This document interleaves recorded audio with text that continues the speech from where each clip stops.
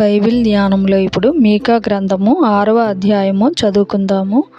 యెహోవా సెలవిచ్చు మాట ఆలకించుడి. నీవు వచ్చి పర్వతములను సాక్ష్యము పెట్టి వ్యాజ్యమాడుము. కొండలకు నీ స్వరము వినబడనిమ్ము. తన జనుల మీద యెహోవాకు వ్యాజ్యము కలదు. ఆయన ఇశ్రాయేలీయుల మీద వ్యాజ్యమాడుచున్నాడు. నిశ్చలములై భూమికి పునాదులుగా ఉన్న పర్వతములారా, యెహోవా ఆడు వ్యాజ్యము ఆలకించుడి.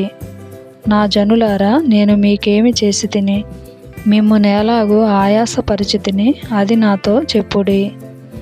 ఐగుప్తు దేశములో నుండి నేను మిమ్మును రప్పించి తిని, దాసగృహములో నుండి మిమ్మును విమోచించి తిని. మిమ్మును నడిపించుటకై మోషే, అహరోను, మిర్యాములను పంపించి తిని. నా జనులారా, యెహోవా నీతి కార్యములను మీరు గ్రహించునట్లు మోయాబు రాజైన బాలాకు యోచించిన దానిని, బెయేరు కుమారుడైన బిలాము అతనికి ప్రత్యుత్తరముగా చెప్పిన మాటలను, షిత్తీము మొదలుకొని గిల్గాలు వరకును జరిగిన వాటిని మనస్సునకు తెచ్చుకొనుడి. ఏమి తీసుకొని వచ్చి నేను యెహోవాను దర్శింతును? ఏమి తీసుకొని వచ్చి మహోన్నతుడైన దేవుని సన్నిధిని నమస్కారము చేతును? దహన బలులను, ఏడాది దూడలను అర్పించి దర్శింతున? వేల కొలది పొట్టేళ్లును, వేలాది నదులంతా విస్తారమైన తైలమును ఆయనకు సంతోషము కలుగజేయున? నా అతిక్రమమునకై నా జ్యేష్ఠపుత్రుని నేనిత్తున? నా పాప పరిహారమునకై నా గర్భఫలమును నేనిత్తున? మనుష్యుడా, ఏది ఉత్తమము అది నీకు తెలియజేయబడి ఉన్నది.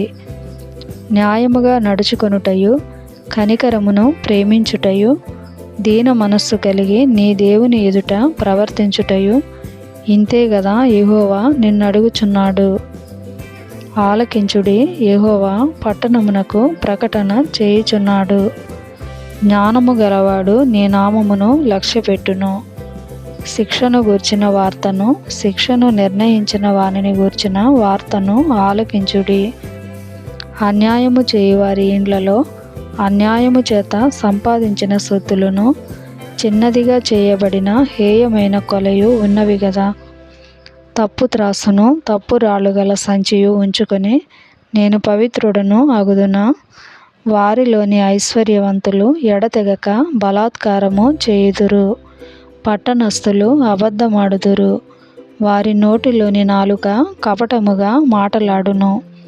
కాబట్టి నీవు బాగుపడకుండా నేను నీ పాపములను బట్టి నిన్ను పాడు చేసి మొత్తుదును. నీవు భోజనము చేసినను నీకు తృప్తి కానేరదు. నీవెప్పుడు పస్తుగానే యుందువు. నీవేమైనా తీసుకొని పోయినను అది నీకుండదు. నీవు భద్రము చేసుకొని కొనిపోవు దానిని దోపుడుకు నేను అప్పగింతును. నీవు విత్తనము విత్తుదువు గాని కొయ్యక యుందువు. ఒలీవ పండ్లను, ద్రాక్ష పండ్లను త్రొక్కుదువు గాని తైలము పూసుకొనకయు, ద్రాక్షారసము పానము చేయకయు ఉందువు.